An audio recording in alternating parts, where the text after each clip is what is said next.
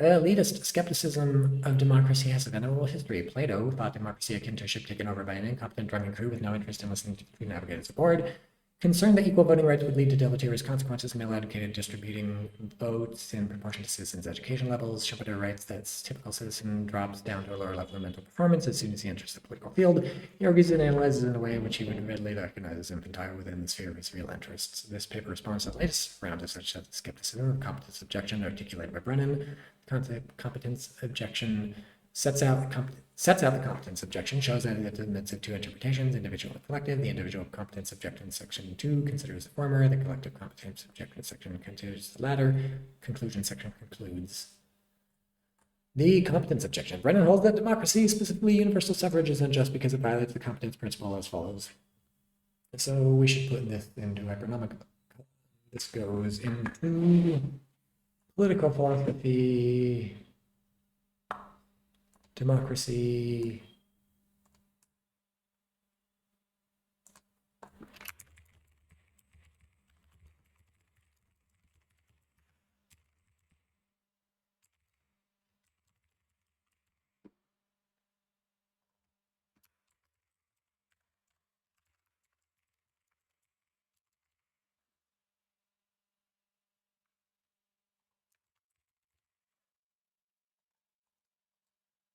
okay. Competence principle. Democracy is unjust because it violates the competence principle as follows. It's unjust to deprive citizens of life, liberty, property, or alter their life prospects significantly by force and threats of force as a result of decisions made by an incompetent or morally unreasonable deliberative body, or as a result of decisions made in an incompetent, morally unreasonable way. The principle is intuitively appealing. Brennan asks us to imagine a jury trial in which the jurors ignore the evidence, they evaluate the evidence irrationally, or convict out of prejudice against the defendant. Even if the jury's decision is correct, they'll intuitively lack authority and legitimacy, i.e. the defendant will have no moral authority to comply with the decision, the state will have no moral right to enforce it. Brennan's principle offers an attractive explanation of these intuitions. Criminal proceedings threaten to coercively deprive citizens of life, liberty, property, and significantly alter their life prospects. Brennan's principle requires that such decisions be made competently, where they are not. The rights of the defendant will be violated, and the decision will lack authority and legitimacy. Democratic decisions, Brennan claims, are much like those of the incompetent jury. Decades of research has demonstrated the majority of citizens are rationally ignorant with respect to political matters, uninformed, and given their limited political power without incentive to gather information. What this implies with respect to voters' capacities for competent decision-making is empirically contentious. For a more optimistic view, see these people. Many are downright irrational, cognitively biased in their acquisition and retention of information about politics in ways that favor their particular groups. Many others hold repugnant moral views. The political decisions over which democracies permit these incompetent citizens to exercise control threaten to coercively deprive citizens of life, liberty, and/or property, and/or alter their life prospects significantly. This violates the competence principle. As such, democracy is unjust, and its decisions lack authority and legitimacy. Maybe this should go under authority and legitimacy too.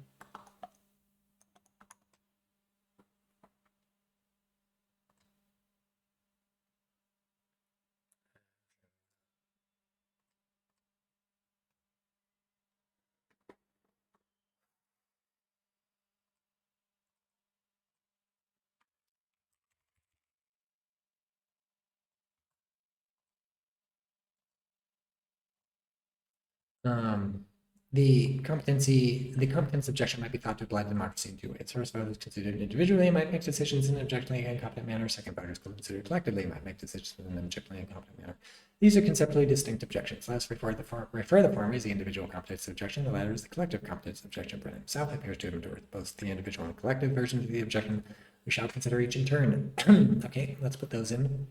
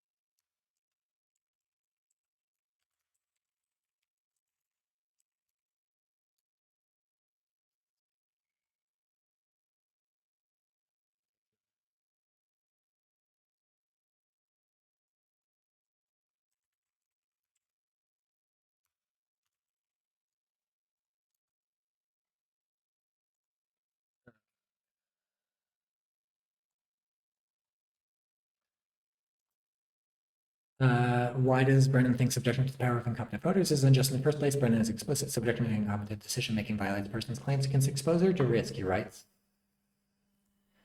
The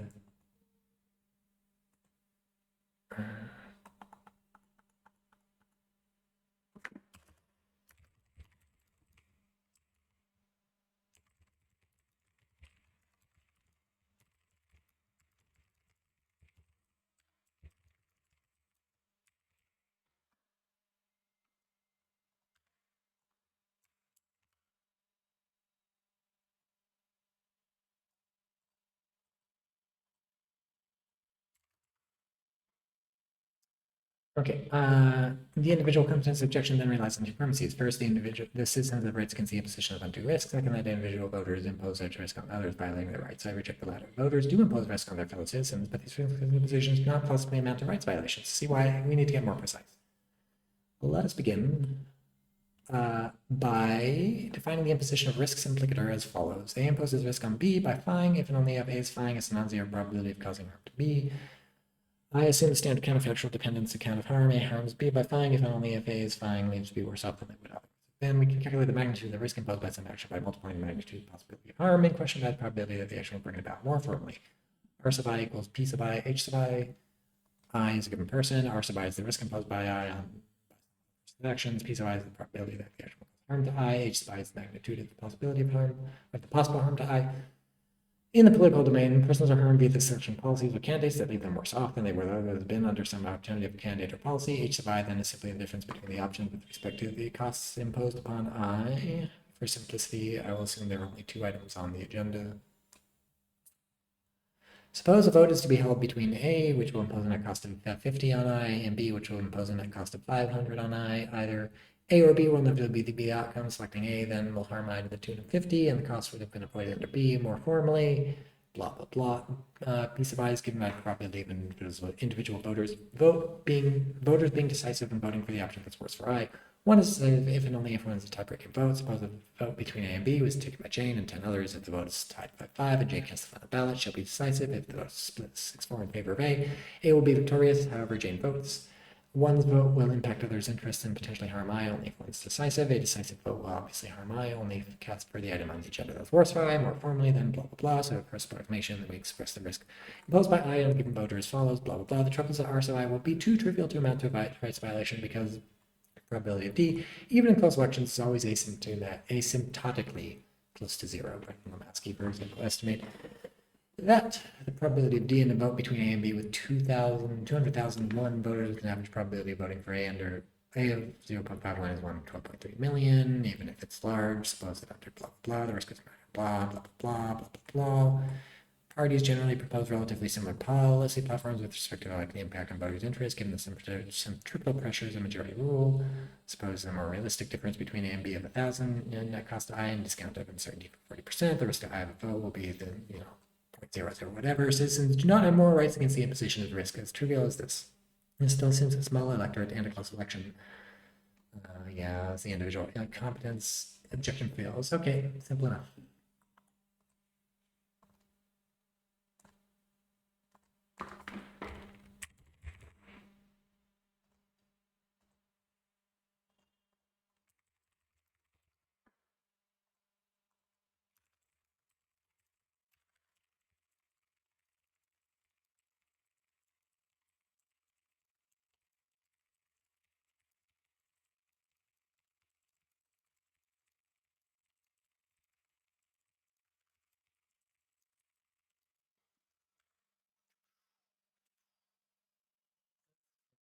Pages 3 through 5. Cool. Brennan might insist that citizens have a claim against the imposition of trivial rights. Revere has suggested that Brennan might appeal subjective probabilities of decisiveness. No voter, however, can be certain their vote will be decisive. No voter, after all, can be certain their vote will not be decisive. However, voters can be extremely confident that their votes will neither be decisive nor non-trivially probabilify the outcomes. Voting then should make no non-trivial difference to individual subjective probabilities. This invites an important objection. Virtually all behavior imposes risk of some kind upon others. If trivial risk impositions constituted rights violations, then virtually all our actions would be rights violations. We're plainly not morally paralyzed in this way. Okay, that's an argument against the moral paralysis thing.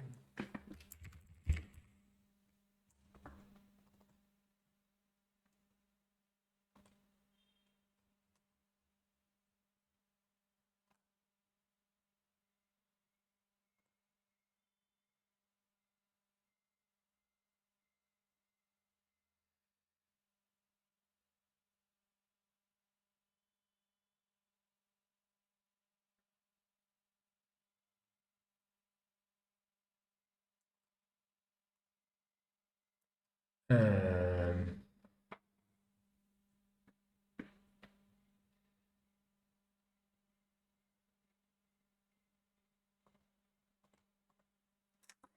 this is a version of the threshold risk thesis, I guess.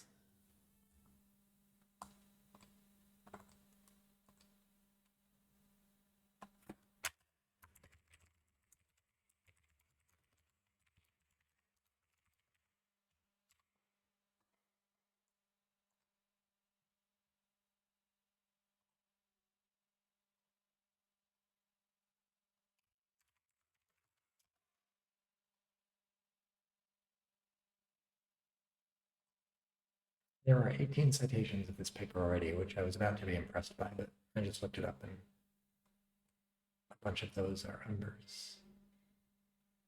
Okay, sorry, back to life.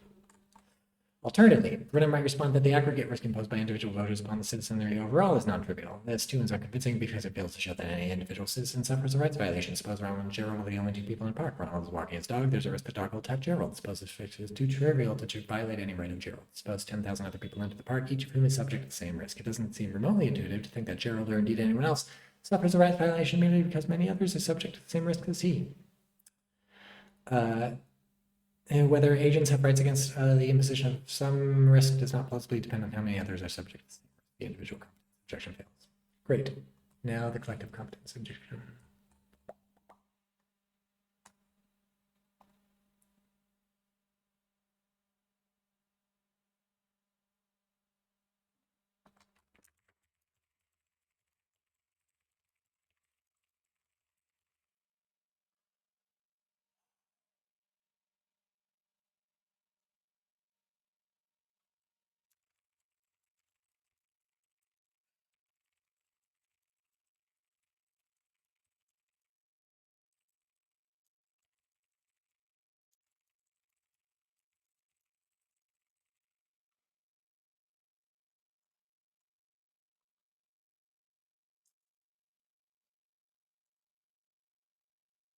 Yeah, the risks involved are non-trivial. Nevertheless, the democratic imposition of such risk is not in general rights violating. Consider it. Edward has run the only bakery in town for 10 years. Jess has just opened a competing bakery.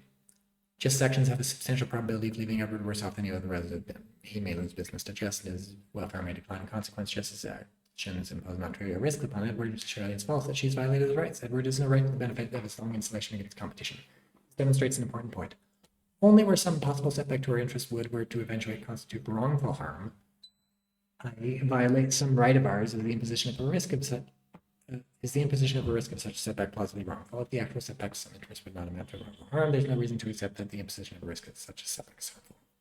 Certainly, democratic decisions can violate citizen rights.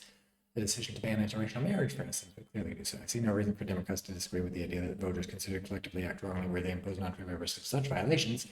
Democrats, after all, do not generally believe that democratic authority is unlimited. Rather, they believe that democracies may impose a limited range of laws, that is, those consistent with the individual's fundamental rights. For that reason, they characteristically endorse counter-majoritarian measures designed to protect such rights, i.e. judicial review, against hostile majorities. Risk-based concerns add weight to the case for such institutions. However, the collective competence principle is also supposed to apply in other cases.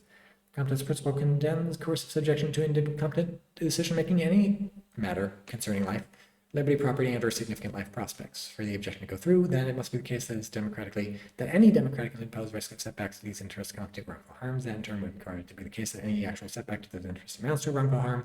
Otherwise, we never have no reason to accept that the imposition of such risk to such setbacks is wrongful. However, is totally implausible. None of us has the right to be governed in a manner maximally conducive to our well-being. Many of our Interests simply don't ground rights claims. Okay, I can start putting this in Hypernomica now.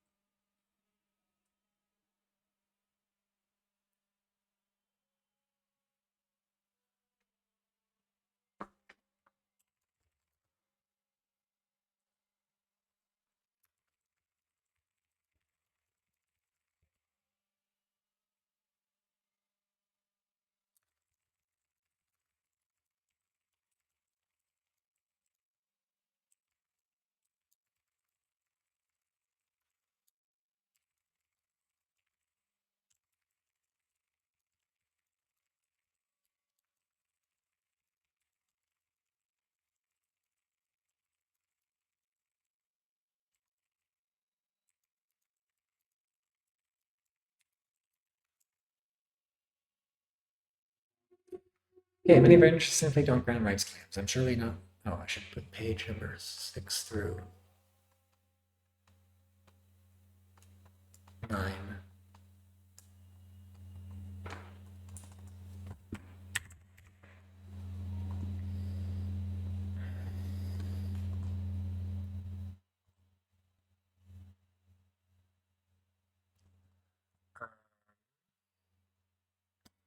I'm surely not wrongfully harmed by decisions that increase my tax rate by 2%, that this would deprive me of property, lower the speed limit in school zones, or that this would restrict my liberty or prohibit me from becoming a snake oil salesman, like prospects, for example. Therefore, I have no legitimate complaint against democratic imposition of risk of such setbacks. Moreover,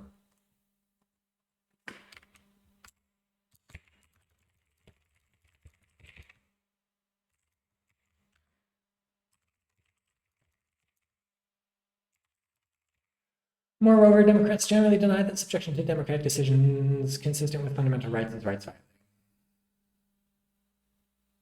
For a range of reasons, Democrats hold that where collective decisions must be made and there's disagreement over what the contents of such decisions ought to be, citizens have claims that such decisions be made according to processes which all extend all citizens equal opportunity for political influence, i.e. democratic processes.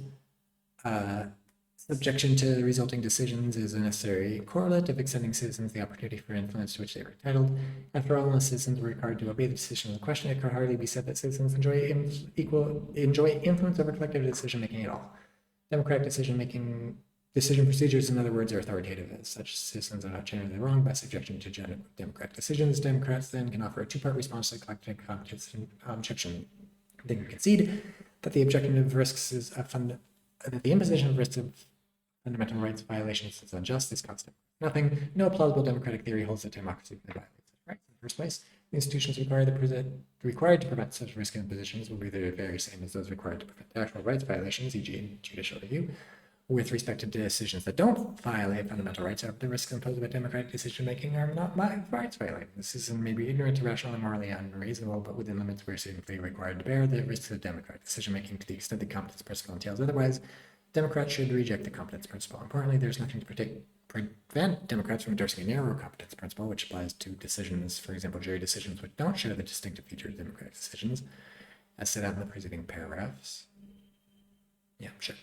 Brennan, of course, holds that Democrats' arguments for the authority of democratic decision-making procedures all fail. There is much that might be said in response to many of Brennan's criticisms, but even supposing he were right, the collective competence objection would not likely go through. To show as much would require both the general account of citizens' rights against risk imposition that Brennan doesn't provide, and an argument showing that democracy imposes such risks and counter the right against risk impositions have proven extraordinarily difficult to develop. Still, let's suppose Brennan could produce such an account, defeat all the arguments for democratic authority, and show that democratic decision-making imposes wrongful risk. It's hardly likely, in that case, that democracy will be the only system impugned. To the extent that human agency is to be involved in political decision, to the extent that human agency is to be involved in political decision-making, to the extent that human decision-making capacities are deficient in the ways Brennan himself catalogs, all means of political decision-making are likely to involve the imposition of substantial risks. Democracy lacks authority and legitimacy, so too it's likely that all feasible alternatives or choices among decision procedures then would simply be a matter of which is likely to realize the best results. All things considered, democracy is a very strong case to make in this respect. Brennan denies this, holding that epistocracy systems in which political influence is distributed in accordance with citizens' knowledge levels would realize higher quality results. This claim is hard to evaluate. There are no real-world epistocracies whose performance were not compared to democracy. There are also many possible epistocratic systems. Mill's plural voting scheme, wherein all citizens receive at least one vote, with better educated citizens receiving additional votes, constitute a fairly moderate form or more extreme form, but disenfranchise all citizens unable to pass competency tests. Brennan outlines a range of other proposals. Still, there are good reasons to be skeptical of all such proposals. Epistocracy aims to increase the relative influence of those who are more knowledgeable and decrease the relative influence of those who are less knowledgeable. Levels of political knowledge is strongly correlated with socioeconomic status. In practice, then epistocracy will diminish the influence of the worst off. That I suggest is likely to exacerbate elite bias in political decision-making by diminishing politicians' incentives to tend to the interest of the worse off, leading to more unequal political outcomes. I feel like we're getting a little far from the point, but whatever. Brennan denies this too, appealing to evidence showing that those whose influence would be diminished under epistocracy generally are systematically misinformed with respect to the policies that promote their interest, and in any case tend to vote sociotropically rather than self-interestedly, and if anything, then the disenfranchisement of the worst off should lead to better outcomes with respect to their interest. The macro-level evidence, however, tells a different story. This do not deny that such results are prima facie puzzling, given the facts concerning voter behavior to which Brennan appeals. There are numerous ways in which the puzzle might resolve. It may be, for example, that politicians erroneously believe that citizens vote in a sufficiently well-informed, self-interested manner and allocate resources on the basis of that belief. We need not resolve the proposals here, however. My objection to epistocracy concerns the macro-level results is likely to engender whatever the underlying behavioral mechanisms in virtue of which they obtain. Numerous studies suggest that there is a relationship between the rates at which social groups participate and the rates at which governments allocate resources to those groups. Just 3 examples. Ait and Dalal show that enfranchisement of women in Western Europe between 1869 and 1960 brought about substantial increases in spending on social services, upon which women were more likely to be reliant. Abuchadi and Arlovsky show that the abolition of property and income requirements of the franchise in Western Europe between 1880 and 1938 resulted in increased spending on social services and public goods, upon which the worst off were more likely to be reliant. Husted and Kenny finally show that increases in African American participation brought about by the abolition of poll tax and literacy tests in the Old South between 1956 and 1968 caused those states to substantially increase their spending on welfare programs, upon which African Americans were more likely to be reliant. All this suggests powerfully that diminishing the political impact of the worst off is likely to cause politicians to be less attentive to their interests. Moreover, numerous studies have demonstrated that disadvantaged groups, young people, poor people, the unemployed, the poorly educated, etc., substantially under-participate relative to other groups where turnout is low. These same groups would suffer diminished influence under epistocracy. Circumstances of low turnout then plausibly offer an indication of the likely effects of epistocracy. The results are not encouraging. Numerous cross-national studies have connected lower turnout and hence lower relative participation by the worse off with more unequal outcomes. Muller and Stratman, for instance, find that lower turnout is associated with higher Gini coefficients. Fumagalli and Narisco, which Fumagalli?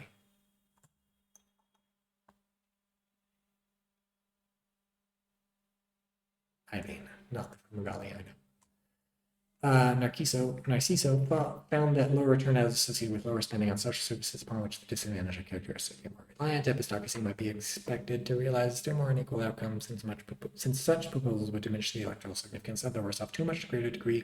As I say, there's no real-world epistocracies from which data might be gathered. The above evidence then is not definitive, yet it is, as far as I see, the best we have to go on. It seems clearly militate against epistocracy. Equality, of course, is not all that matters. Epistocracy would likely have some comparative virtues. Elections might be cheaper, where there are fewer votes to count, for example. Still, equality is very important. The comparative virtues of epistocracy would need to be powerful indeed to outweigh democracy's apparent advantage on the score. We should remain open to this possibility. However, a great deal more evidence of epistocracy's instrumental virtues would need to be marshaled to render any argument to the effect that subjection to competent democratic decision makers doesn't in general impose unjustifiable risks upon the actions of citizenry. Insofar as the competence objection relies on the idea that democracies impose such risks, the competence objection fails. Perhaps objection to the power of incompetent voters is objectionable for some other reason. Nothing I've said here is such to show otherwise. Still, the absence of an argument to the effect that democracy can safely reject the competency objection. That marks the end of the paper. And now I'm done. It has been 6 hours, 11 minutes, 37 seconds. Thank you to those who joined me.